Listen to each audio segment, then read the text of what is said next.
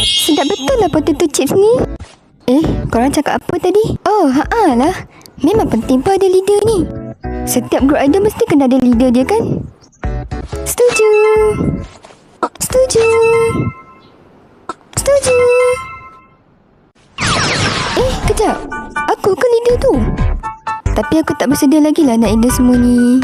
Ya? Baik.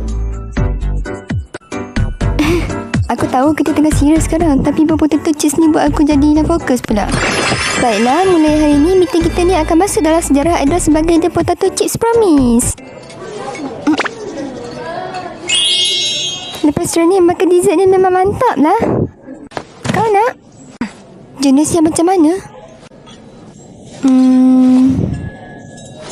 Hey Awi, selalunya tugas leader kena buat apa? Dua-dua tu dapat macam susah je.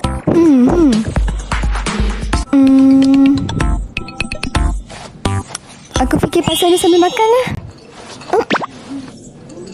Manalah tahu lepas makan dessert ni aku dapat idea ke?